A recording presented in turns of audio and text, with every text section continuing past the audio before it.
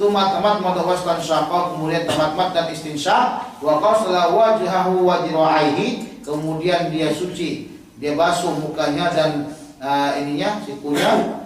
Tsumma afadha li rasil ma, kemudian dia alirkan kepada kepalanya air. Tsumma ghasala jasadahu, kemudian dia basuhkan tubuhnya. Tsumma tanaha fa ghasala rijlaihi, kemudian dia pindah, kemudian dia berpindah dan dia mandi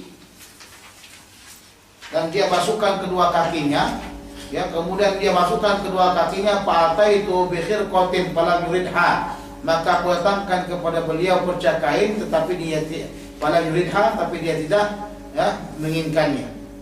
Faja'ala yanfudul ma' biyadihi, maka dianya menjadikan air itu dengan seperti ini. Yang put maknanya dia mengkibaskan air tersebut. Tidak menggunakan dengan apa? Pecah kain. Ini juga cara mandi Rasulullah sallallahu alaihi wasallam.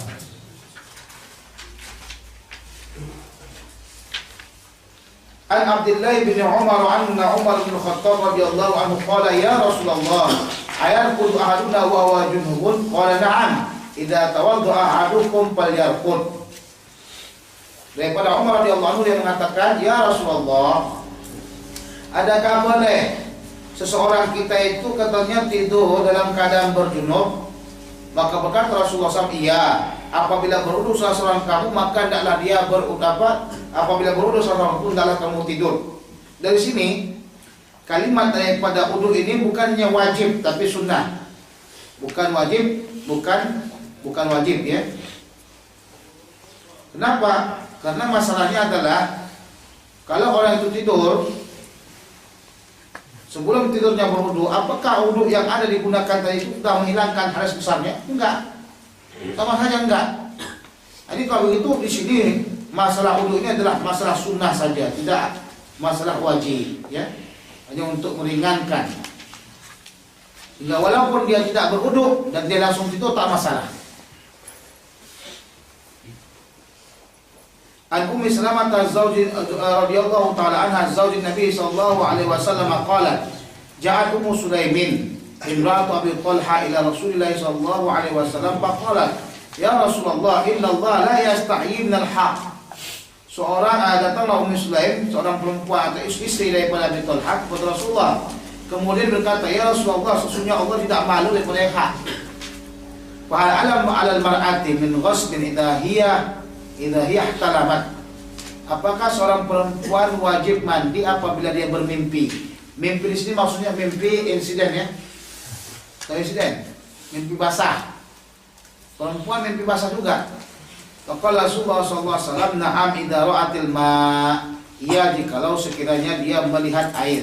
Jadi dalam riwayat yang lain diceritakan ada seorang daripada Ansar menanyakan kepada Rasulullah SAW, sementara di sebelah Rasulullah ada Sayyidah Aisyah. Jadi ditanyakannya kepada Rasulullah SAW, apakah perempuan melihat sebagaimana apa dia oleh laki-laki? Kata Rasulullah SAW, iya, memang perempuan melihat apa yang telah dilihat oleh laki-laki. Kalau tidak, bagaimana ya seorang anak itu sesuai atau menyerupai ibunya? Itu kata Rasulullah SAW hadis sahih. Kemudian di sini juga diterangkan tentang apakah memang kalau dia melihat wajib dia mandi? Wajib. Dikatakan perempuan wajib mandi. Nah, kenapa? Karena sama dengan laki-laki. Nah, bagaimanakah warna daripada cairan mani perempuan? Disebutkan oleh para ulama sebagaimana juga disebutkan dalam kitab Al-Bajuri dan Syarqawi, dikatakan warna cairan perempuan itu berwarna kuning. Berwarna kuning, jangan dipikir-pikirkan sangat. Nah, pokoknya warna kuning lah dia. Dari sini kita tahu tentang masalah XY, tentang masalah keturunan. Bagaimana kata Rasulullah boleh seorang anak itu sesuai dengan ibunya? Menunjukkan kepada kita bahwasanya pengaruh daripada sperma perempuan juga kuat. Ya. Jadi apa kata Sayyidah Aisyah radhiyallahu anha ketika waktu ditanya? Enggak malukah kau bertanya benda ni? Tak malukah kau bertanya benda ni? Rasulullah pun memarah Sayyidah Aisyah radhiyallahu anha karena perkara ini adalah perkara penting dalam masalah hukum. Jadi hal-hal seperti itu memang semestinya disebutkan. Kalau kita buatkan secara kinayah, kadang-kadang tak paham orang. Sebagaimana seorang perempuan datang kepada Rasulullah, tanyakan bagaimana cara cuci daripada haid. Dia tanya bagaimana cara cuci haid. Rasulullah sebutkan caranya begini-begini dengan cara kinayah, tak paham juga dia. Terpaksa Sayyidah Aisyah radhiyallahu taala anha membawanya dan mengasih tahunya dengan caranya. Sebab tak mungkin Rasulullah kata di depan perempuan tuh, tengok begini. Malu lah kita kan. Tahu tak? Kalau kau nanti jadi ustaz pulang kampung tanya orang begini-begini, ini hal perkara yang khusus bagi perempuan. Kita malu nak sebutkan benda tu. Begitu juga Rasulullah SAW, lebih-lebih Rasulullah orang yang sangat pemalu. Jadi kalau ada istri kita, dialah terangkan. Kita sama istri kita mungkin kita agak, ya boleh katakan tak malu sangat kan. Terangkan dulu sama dia. Yang kumaksud seperti ini.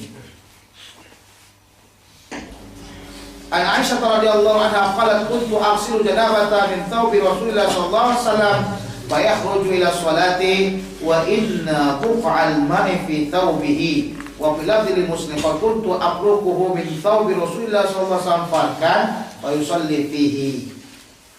Aku menyuci daripada bekas janabah atau bekas daripada mani. Ingat kalimatnya di riwayat yang lain dikatakan mani, ya. Jadi Rasulullah SAW tidak pernah berjenabah dengan mimpi. Rasulullah tidak pernah berjenabah dengan mimpi. Tapi Rasulullah SAW berjenabah dengan setubuh. Kenapa? Mimpi itu datangnya daripada syaitan. Dan Rasulullah tidak pernah digoda dan diganggu oleh syaitan.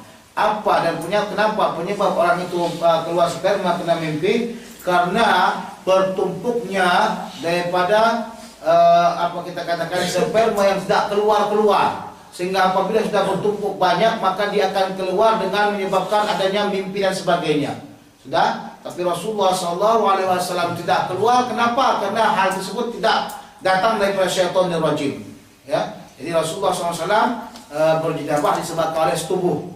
Kemudian kata Sayyidah Aisyah radhiyallahu taala anha, saya menyucikan pakaian Rasulullah yang terkena mani. Maka keluarlah Rasulullah ke sholat dengan memakaikan pakaian tersebut, dan nampaklah kumpulan daripada air, kumpulan daripada alma itu. Wa inna buka alma itu, alma itu alindahnya itu hadith dhihni, ma'ul mani. Seperti kamu tengok al-ma'u minal ma'i, al-ma'u minal ma'i. Hadis Rasulullah SAW mengatakan al-ma'u minal ma'i. Kalau kita artikan air daripada air, pening boleh kita. Nah, apa artinya al-ma'u minal ma'? Apa artinya al-ma'u minal ma'?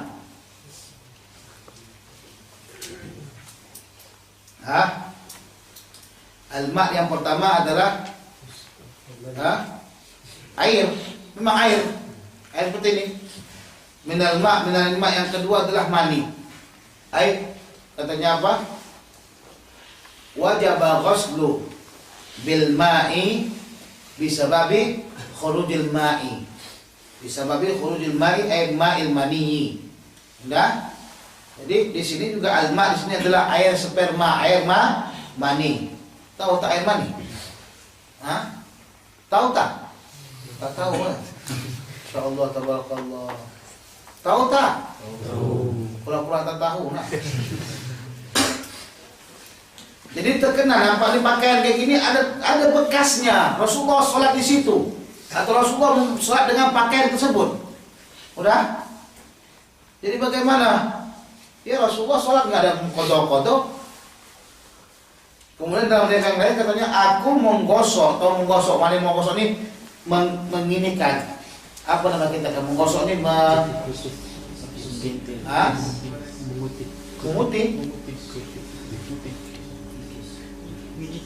mengikis. Mengikis paling cocok digunakan. Aku mengikis daripada pakaian Rasulullah SAW.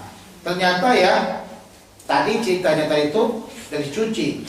Ternyata spermanya tersebut mengering.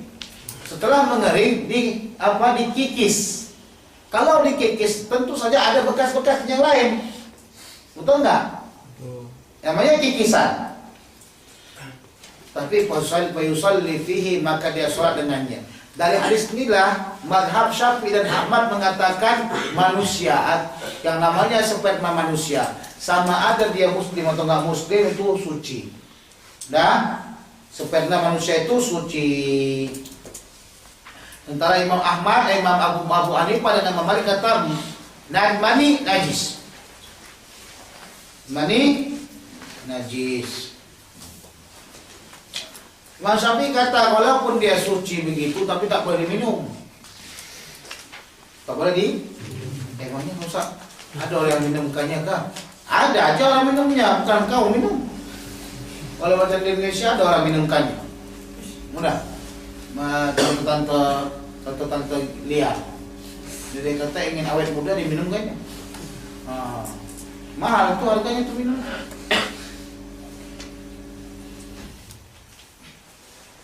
Jadi mazhab Syafi'i yang paling kuatnya pendapat mengatakan bahwasanya air sperma itu suci dan najis. Itu yang pendapat yang paling rajih ya di kalangan para ulama. An Abi Hurairah radhiyallahu anhu anna Nabiy sallallahu alaihi wasallam qala idza jalasa baina su'abiha al-arba' thumma jahadaha faqad wajaba al-ghuslu wa bi lafdhin wa illam yunzil. Ada sini yang belum lagi dewasa, belum sampai 17 tahun, kita pulang dulu keluar, kita menyanyi, kita benda bab-bab minta kok kita nanti dah bahaya lah. Udah dewasa entah apa Farozing tu. Betul ni.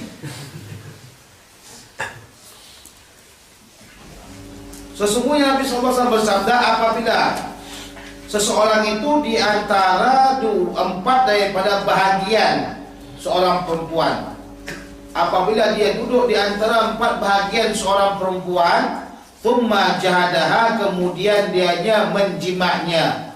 Mana itu 4 bahagian? Ada yang mengatakan 4 bahagian itu tangan, kedua paha. Dia kata begitu. Di atas itulah dia. Tak tahulah apa kerjanya, tak tahu Allah alam. Thumma jahadaha, kemudian dia menjimaknya, faqad wajabal ghuslu, wajiblah dia mandi. Wa biladin wa illam yunzil, walaupun tak keluar. Yunzil fi'il mudhari'nya, masdarnya inzal. Jadi jangan sembarangan ya, nazil dengan inzal beda itu.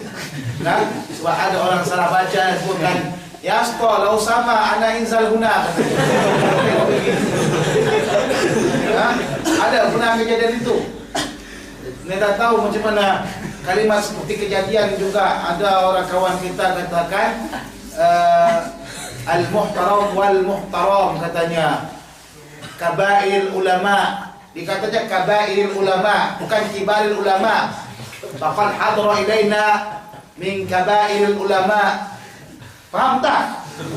Bukan min kabairil ulama, kabair itu dosa besar. Dia mesti katakan faqad hadra ilaina min kibaril ulama. Ini mesti belajar nahwu sorab betul-betul. Kalimat inzal dengan anzil beda. Nah, seperti inzalu syai' fi syai', meletakkan sesuatu pada sesuatu. Itu benarlah. Kalau kalimat inzal langsung itu memang keluar lain lagi. Seperti kalimat kabair tak ada lagi lain kecuali dosa besar. Sudah? Walaupun tak keluar. Jima kalau sudah masuk hasfahnya, yang saya sebut hasfah, adalah macam habsyah. Hasfah didahulukan shin baru fa. Ya, shin baru fa. Kalau sudah masuk hasfahnya, sama ada keluar tidak keluar, wajib mandi.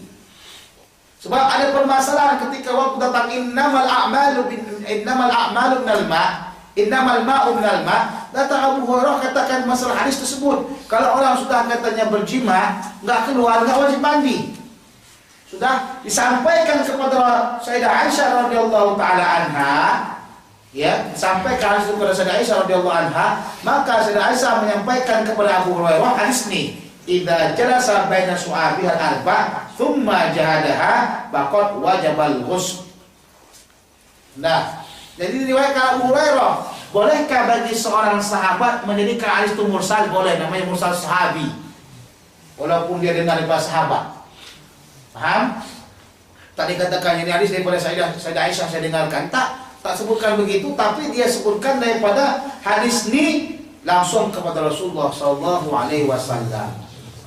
Jadi sebagaimana juga riwayat Sayyidah Aisyah radhiyallahu taala anha, idza taqal khitanani faqad wajabal ghuslu. Apabila berjumpa dua khitan, maka wajiblah mandi. Sama ada sebutkan sini keluar atau nggak keluar, nggak ada sebutkan, tapi sama ada, yang penting masuk. Itulah bab ni bab penuh dengan permasalahan. Bab ni bab penuh dengan permasalahan. Permasalahannya lebih 50 permasalahan kalau kita kira-kira. Tengoklah dalam kitab ya, Al-Khiffah fi ma yata'allaqu bil hashfah.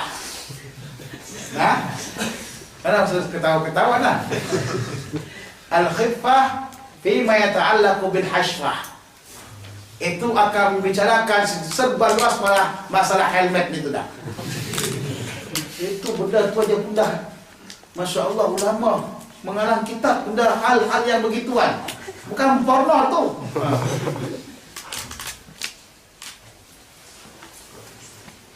Jadi ulama mengatakan innamal ma'u minal ma', ya.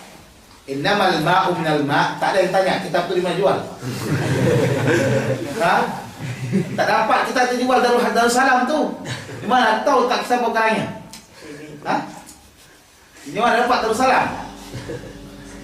Dari innamal ma'u minal ma', ada yang mengatakan hadis ini mansukh. Hadisnya apa? Mansukh. Ada yang mengatakan hadis itu tak mansukh. Kenapa mansukh katanya? Mansukh hadis ini dengan hadis ini. Nah, sebab innamal ma'u minal ma', sesungguhnya yang mewajibkan mandi itu adalah keluar air mani. Nah, mengatakan kalau keluar baru wajib mandi. Sementara ini mengatakan kalau dia tak keluar pun wajib mandi, berarti mansuh katanya.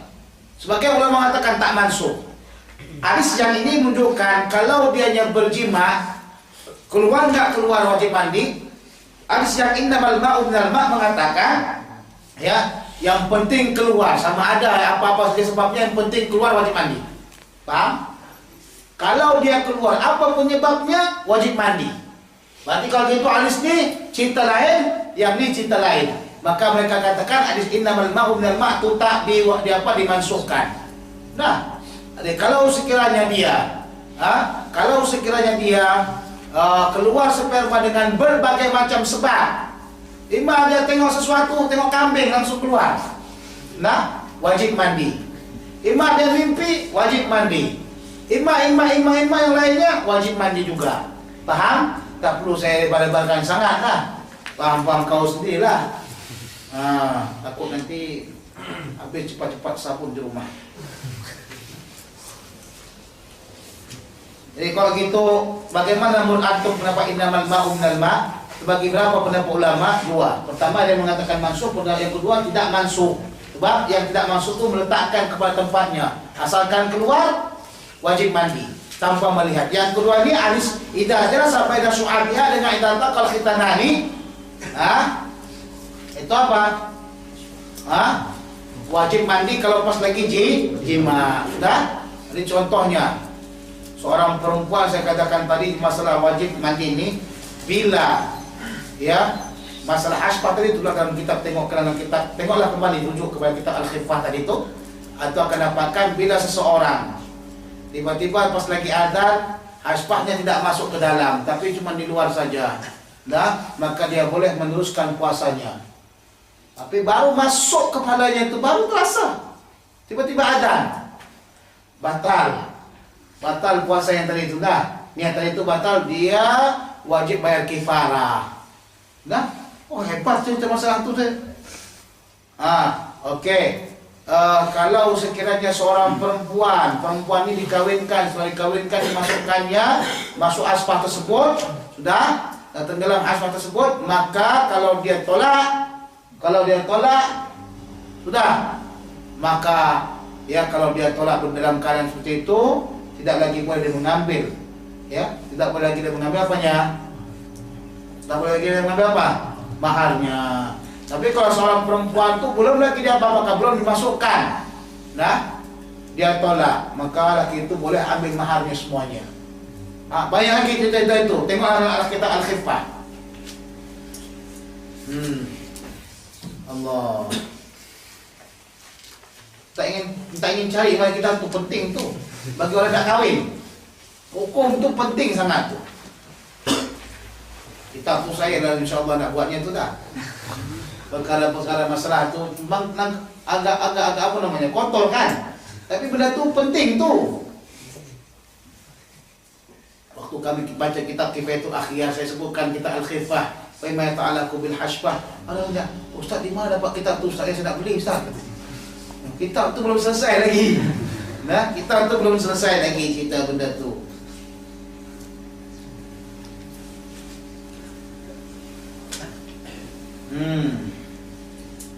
Cerita macam mana hashbah dipotong.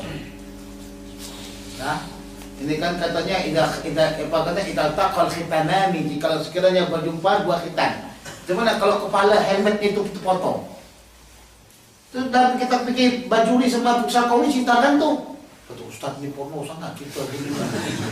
Ya, antum tu belum pernah lagi duduk mengaji sama kami di sana di Mustafawiyah. Kalau kayak gitu habis antum. Mengaji semua buka benda tu Buka benda tu. Dalam kitab Bajuri jelas-jelas sebutkan bagaimana kalau sekiranya kepala itu terpotong. Nah, kata ukur sekedar daripada biasa, hashbah yang biasa, bila masuk tu sekedar biasa, berapa kali sentimeter kali lah kan, maka wajiblah dia mandi. Dah faham tu? Berapa banyak kali makan, berapa sentimeter kali, kan tanya. Ada maghrib tu. Kita baca sedikit lagi hadis tu, kemudian setelah itu kita akan baca solat maghrib. Setelah kita teruskan sampai jam 1 malam.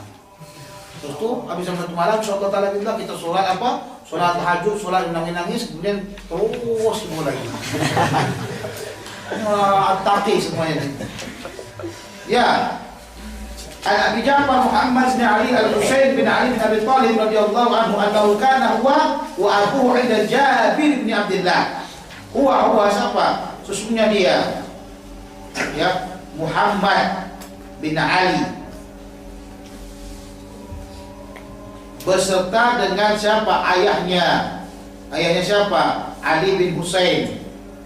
Ali bin Husain ini yang dikatakan Ali Zainal Abidin, yang dikuburkan di mana? Dikuburkan di Baqi'. Adaukan huwa wa abu inna Jabir bin Abdullah, yang ianya Muhammad dan abu ayahnya Ali bin Husain berada di sisi Jabir bin Abdullah. Wa indahu qaumun, di sisi daripada Abdullah bin Jubair bin Jabir bin Abdullah ada kelompok kaum. Fas'alu 'anil ghusli, maka mereka menanyakan akan siapa? Jabir bin Abdullah itu sahabat Rasulullah Al-Ansari, daripada mandi. Faqala sa'un yakfika, kata dia itu sa'un yakfika, satu sa' itu cukup untuk kamu, satu sa' 4 mud, satu sa' 4 mud. Nanti kita akan bicarakan insyaallah taala, kalau antum minta ijazah mud saya kasih insyaallah taala bismillah. Jadi 4 mud saja itu mandi. Coba bayangkan satu mud paling segini besarnya satu mud. Dah 4 mud mandi dah. Kita entah berapa liter kita mandi. Allah, habis 1 tong tu semua kita habiskan. Kalau rajulun mayafini, itu tak cocok, tak apa namanya, tak cukup untuk aku yang seperti ini. Dah badannya besar, lipat-lipatannya banyak, orang kaum pula kan. Orang kurus lipatannya sedikit, orang lemut, orang gemuk dia banyak, dalam perutnya sudah 4 lipat.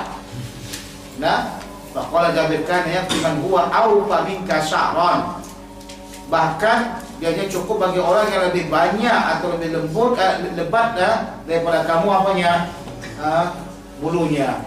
Wa khairu minka, bahkan dia lebih bagus daripada kamu lagi. Yuridu Rasulullah SAW, dia maksudkan adalah Rasulullah, tuma amanna fi thawbin, Apabila kan Rasulullah sallallahu alaihi wasallam yufrighul ma'a ala ra'sihi, ya. Kemudian dalam nafas yang lainnya Rasulullah sallallahu alaihi wasallam menyiram air atas kepalanya. Ini satu sa' 4 mud. 4 mud Nabi. Mud ni adalah mud yang selalu digunakan Nabi untuk mengeluarkan zakat. Siapa di sini yang pernah melihat Syekh Usama menunjukkan mud di Masjid Jami Azhar ketika waktu pengajian Sunan Tirmidzi? Ada nggak? Tunjuk tangan lah. Ini kita lapar ke? Tunjuk tangan. Ada lagi yang lain? Nampak tak seginiusannya? Mud itu. Itu ceritanya kenapa? Itu ketika baru saja itu Syekh Usama dapatkan mud tuh. Baru. Dia telepon orang daripada mana? Telepon daripada Madinah sama Mekah. Jadi ceritanya begini, saya berikan mud, ijazah mud kepada kawan-kawan kita Mesir dan yang lain-lainnya di Jami Azhar. Jadi setelah mereka melihatkan mud itu, maka mereka nampakkan kepada Syekh Usama. Setelah itu mereka nampakkan, Syekh Usama telepon langsung untuk dapatkan mud. Tapi sekarang kita belum lagi dapat mudnya Syekh Usama.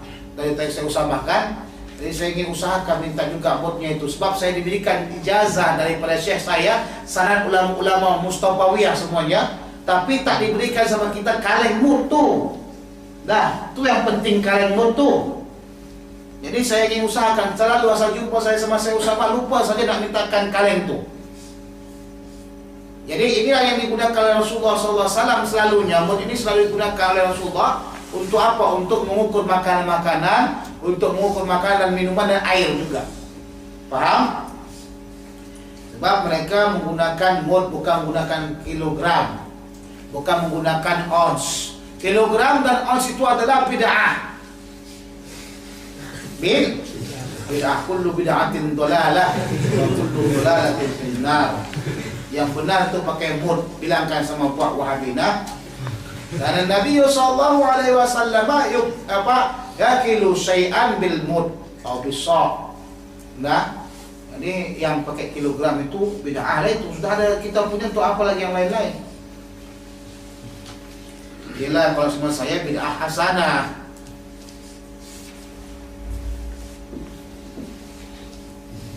Babu tayammum.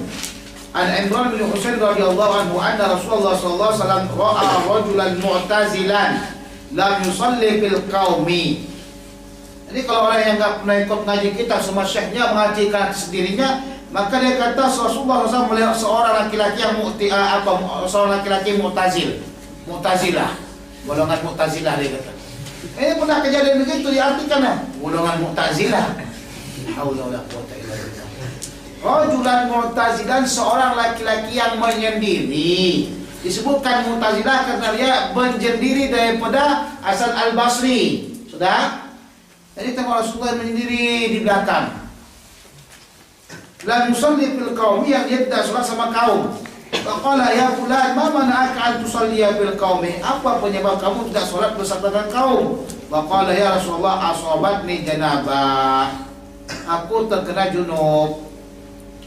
Wala ma, air tak ada. Faqala alaika bis-sa'id. Jangan salah juga pula, hendaklah kau pergi ke negeri Sa'id. Jauh sangat. Maksudnya alaika bis-sa'id adalah kamu ambil tanah. Itu kan tayammum, fa innahu yakfika, sesungguhnya itu hal yang memboleh apa? Mencukupkan kamu. Jadi dicerita tentang masalah syariatnya tayammum. Rasulullah SAW ya menyuruh dia untuk melaksanakan tayammum, dan tayammum ini masyru'iyatnya datang daripada Al-Quran dan Sunnah Rasulullah SAW, yang kemudian ijma' para sahabat dan ijma' para ulama tentang masyru'nya bertayammum. Asal untuk melaksanakan ibadah itu adalah wudu, tapi jikalau sekiranya terjadi beberapa sebab yang membolehkan tayammum, maka bolehlah dia tayammum. Yang pertama, ketiadaan air setelah dicari. Yang kedua, disebabkan apabila menggunakan air maka akan mendatangkan mudrat. Yang ketiga, umpamanya kadang-kadang orang tersebut tertutupi atau takut untuk keluar disebabkan apa? Disebabkan adanya peperangan, disebabkan adanya singa dan sebagainya, maka dia tak mampu untuk mencari air. Nah, dan lain-lain penyebab daripada tayammum. Yang jelas tayamum ini ada disebabkan oleh sesuatu sebab, bukan tiada sebab. Ya? Boleh kita bertayamum tanpa sebab? Main suka-suka hati aja gitu. Boleh tak? Tak boleh. Nanti kita buat pula mazhab kita sendiri, ya.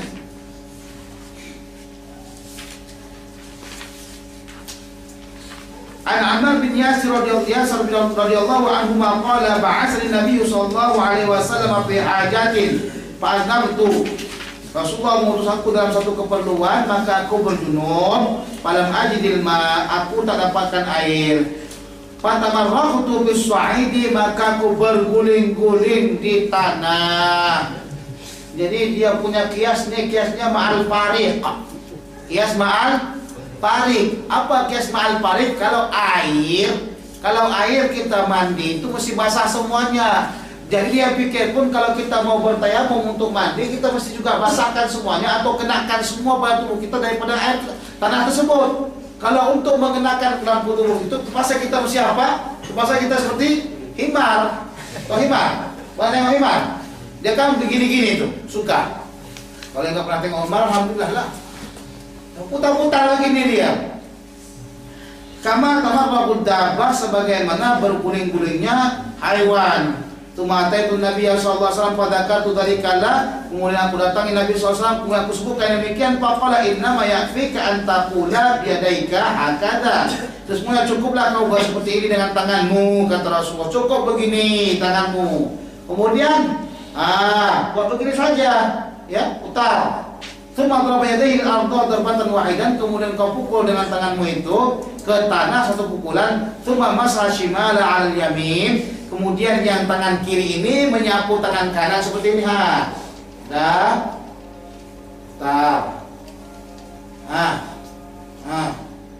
Dah. Ini kan masih ada lagi bekas nih, baru buat begini. Dah. Baru buat begini. Enggak mesti putar. Yang namanya tanah itu kan memperbolehkan. Mana memperbolehkan itu sekedarnya lah, bukan mesti semuanya. Kalau enggak masuk aja kita ke dalam lumpur. Ya enggak? Masuk ke dalam lumpur berarti kita sudah seperti air lah masuk ke itu. Wa zahiru kaffaihi wa wajhahu, dan bagian daripada telapak tangan kedua tangan dan muka dia. Nih telapak dua tangan nih, begini tanah. Sebab yang tadi kan sudah gini di belakangnya, ya. Telapak tangan tuh begini sambil di taslil. Tengok betul-betul di cara-cara nih.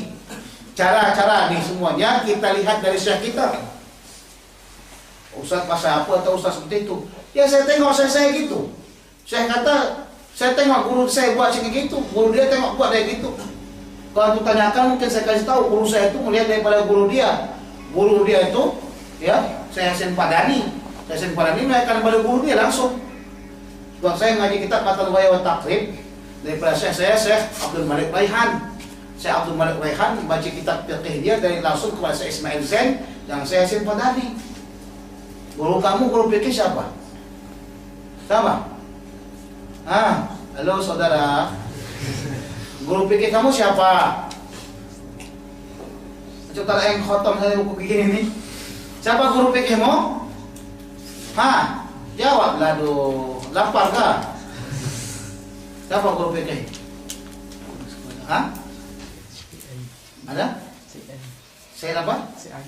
Syed Abi apa? Syed Ali bin Muhammad. Ali bin Muhammad yang ambil daripada siapa? Cucu Bidin. Oh, dia ngambil daripada? Nggak tahu. Tanyalah. Lah. Ini fiqh dah sampai masalah tayamum. Udah, macam mana disebutkannya tayamum? Jadi kita tengok macam mana praktek ulama-ulama tadi itu, mereka sebutkan seperti itu, kita ikuti. Jadi kalau saya nampakkan sama antum begini, antum punya dasar. Saya nampak ini daripada saya dapat besar pula, kan begitu. Paham? Karena antum insyaallah taala biidznillah bila khatam kitab Umdatul Ahkam ini saya kasihkan hadiah apa? Saya kasihkan nanti sanad insyaallah biidznillah, punyalah sanad, sandaran. Orang kata sandaran. Dari mana ilmu itu ada? Ya. Nah. Anna Nabi sallallahu alaihi wasallam qad utitu khamsan wallahu subhanahu wa ta'ala a'la wa alam. Kita salat dahulu. Ya.